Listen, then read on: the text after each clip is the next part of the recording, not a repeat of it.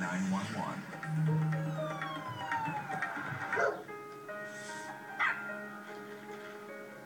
I could never see myself not taking care of animals and living my life with animals. From little rats to horses, I love them all. 16-year-old Bree Justice has always had a soft spot for animals. We have our little zoo, as people say. It started when she was about 6. She had her first cat. And it's been history from there on. But Bree takes compassion for animals to another level. She is literally a lifesaver.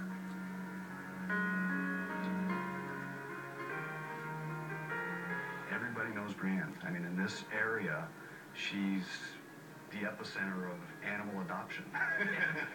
She'd always have the same story. She'd start with, it's a great dog or cat, but it's maybe up in years, or maybe it's got a health issue or a behavioral issue, and it's going to die unless, and all our family and friends would know about it, and they all have animals as a result of it.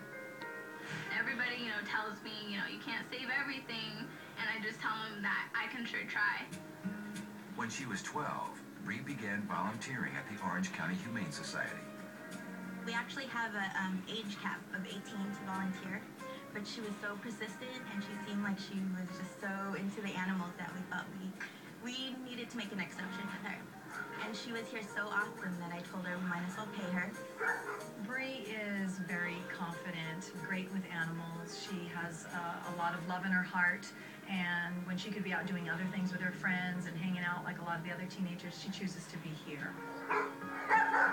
We go to high-kill shelters, or shelters that put them to sleep, and rescue a lot of their adoptable animals, and we take them to our shelter and put them up for adoption.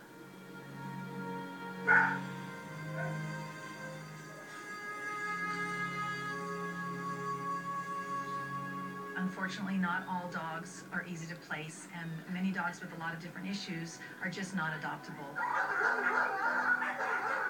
One of those dogs is Apollo, a stray 1-year-old Rottweiler.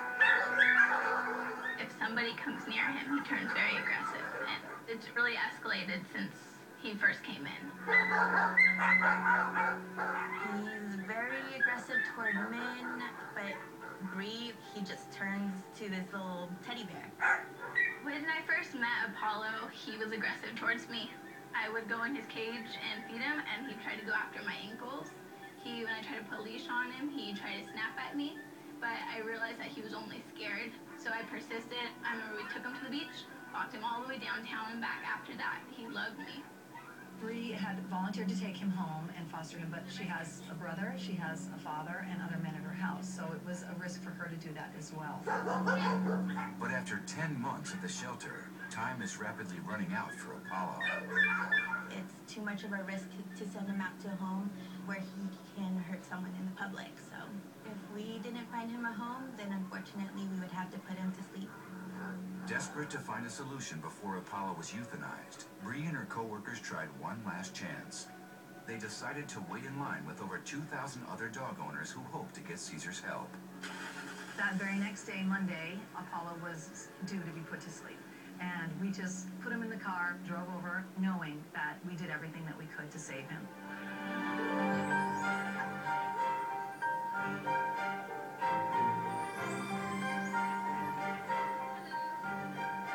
I was really upset, at the additions. I became closer to him, and it all kind of clicked that that was his last chance. I hope Caesar's going to be able to show me how to correctly rehabilitate Apollo and show our manager that he's able to be saved. I volunteer at an animal shelter here in Huntington Beach. And we actually have a dog with us here today, a Rottweiler, who's going to be euthanized tomorrow because he is aggressive.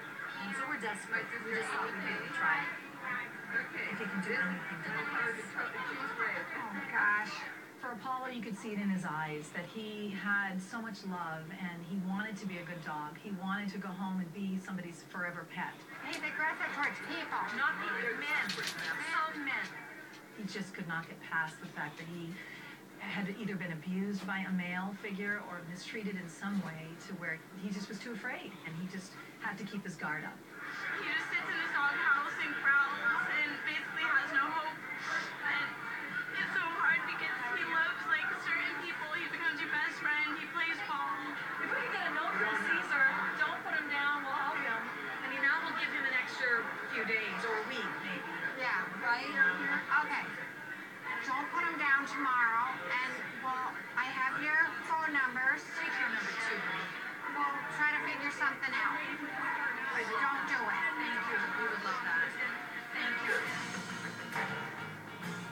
Caesar has a soft spot for Rottweilers and is more than happy to help Bree with her toughest case, and perhaps even help Apollo find a forever home.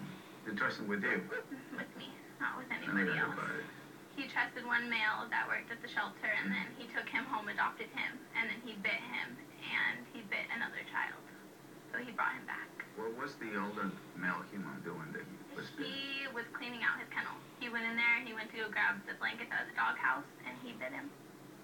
He got nervous, I'm pretty sure. I think when you can get him out for a nice long walk, he bonds with you really quickly. It's just, it's hard when it's at a shelter and we can't take the risk. I need to teach him how to be able to trust people. But we need people, you know, big shot of friendship. Yeah. Look, all these people, little kids, big, you know, women and elderly people and people on wheelchair, everybody, in order for him to say, okay, I can trust a lot of people. Now, how is it with dogs? Oh, wonderful. Yeah. He loves other dogs. Yeah. And then when he's with other dogs, he's even better. Yeah. With people, he's like, okay, I can Sure. trust this dog now. It's okay. And he needs a pack. You know, he needs dogs to help him to gain trust. I would love him to be my dog, but I can't. I have 3. Oh, And one's a foster one, and so I need to place that so one. many already. Yeah. Wow. Well, it only makes sense to me to help you the only way I can, which is bring him into the center. And if you don't mind, we can take him today, because, you know, this is not a quick fix. What I can do is creating a strategy to help him gain trust with all humans, and then show you to follow that strategy in case that we don't find another human for him in our center. But I think it's meant to be, you know. We haven't had a Rottweiler in a while. If you don't mind, we can take him right now. There's really no more conversation behind this. Go for it. Thank you. It's gonna be okay. Come here.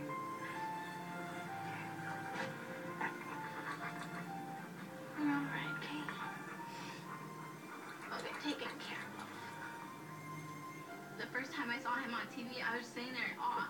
Like, wow, this guy is doing everything that I thought of, figuring animals out, and especially dogs. He's become my idol. I watch every show, learn from him, and it saved a lot of dogs. Careful, relax.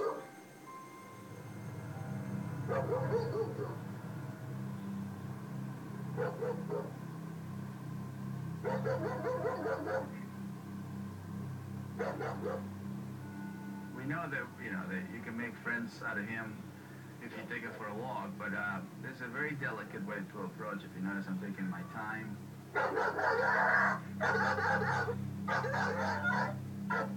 Those high pitches that you heard, you know, that's panic. It's very typical.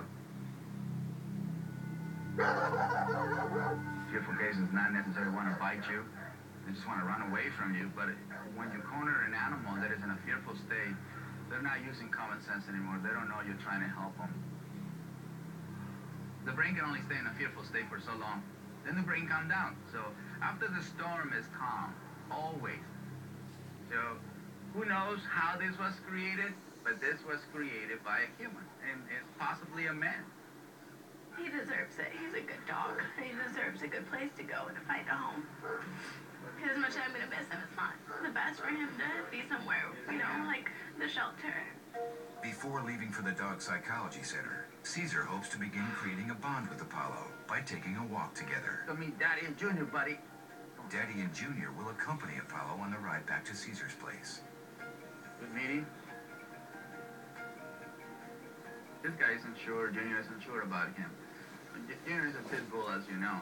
And of course, he's getting a feedback from Daddy, like, what do we do with the guys like this? Like, this is a good sign right here. This is why we need tails sometimes, because we can read things much better. Perfect. Good man. Close the door. Let's go home.